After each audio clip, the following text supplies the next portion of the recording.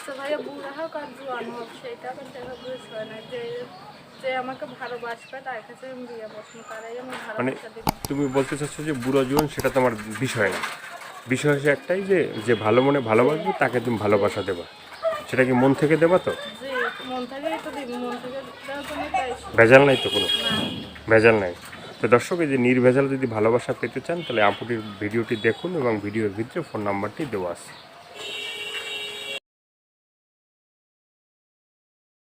প্রিয় দর্শক, দেশ এবং প্রবাসী এই মুহূর্তে যে যেখান থেকে আমাদের ইউটিউব চ্যানেলটি দেখছেন সবাইকে প্রীতি এবং শুভেচ্ছা জানিয়ে শুরু করছি আজকের প্রতিবেদন। তো দর্শক, আপনারা দেখতে পাচ্ছেন যে আমার সামনে একজন বোন দাঁড়িয়ে আছে। আজকে আমরা আসছি বোনটির জীবনের গল্প শুনবো। আপু আসসালামু আলাইকুম। ওয়ালাইকুম আসসালাম। কী নাম ভাই?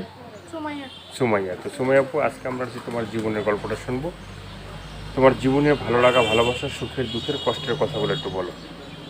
ভাই আর কি জন্ম করে মানুষ, মা আছে বাবা নাই। হুম বাবা ফেরতে চলে গেছে ছোটবেলায়। হুম আবার আমার বুড়া মানুষ, 3 ভাই বোন, 2 বোন, 1 ভাই ছোট। ভাইটা ছোট, মাদ্রাসায় পড়ায় কষ্ট করে। আর আবার আম্মা বুড়া মানুষ বাসা বাড়ি কাজ করে আমাদের সংসার চালায়। আর আমার ভাইয়া মাদ্রাসায় পড়ায়, টাকার জন্য কষ্ট মষ্ট করে চলে। তো তোমার দেশের বাড়ি কোথায় সুমাইয়া? দেশের বাড়ি কুমিল্লা। কুমিল্লা। তো বাসায় কে কে আছেন?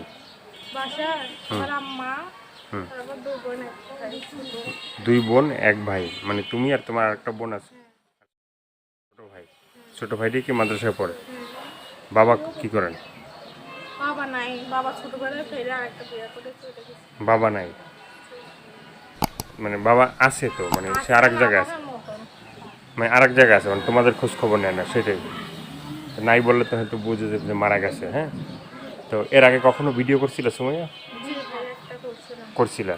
তো সেখানে কি দর্শক ভাইরা তোমাকে কি ভালোবাসছিল, না ভালোবাসা দিছিল বা সাহায্য সহযোগিতা করছিল? না ভাই, সবাই খালি আশা দেয়, হুম কিন্তু কেউ সাহায্য করে নাই। বলে যে সাহায্য করবো, তোর পাশে এসে দাঁড়ানো, কেউ আমার সাহায্য করে নাই। মানে কেউ তোমাকে সাহায্য করে না, সবাইকে আশাই দেয়, হ্যাঁ, বাসা বাঁধে না। তা তুমি কি বাসা বাঁধতে চাও? ভাবতে চাই বলেই পাইছে ভাই, একবার যাতে আসতে নাই, আরেকবার আসতেও পারে। হুম। মনের মতো মানুষ হলে কী ধরনের ভালোবাসার মানুষ চাও? কি ধরে না, যে আমার পাশে এসে দাঁড়াবে, যে আমার বিপদ আপদে পাশে এসে দাঁড়াবে, যে আমার ছোটো ভাইদের দায়িত্ব দেবে।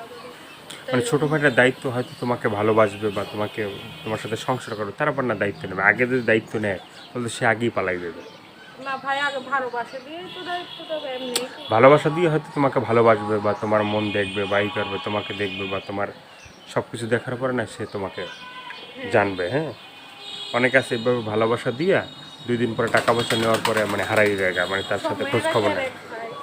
হুম।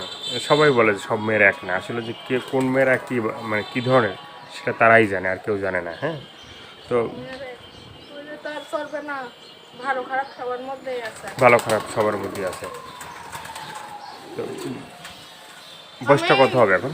আমি এখন কোন মানুষের যে আবার পাশে এসে দাঁড়াবে, যে আবার ভালোবাসা দেবে, যে আমাকে সাহায্য করবে, হুম।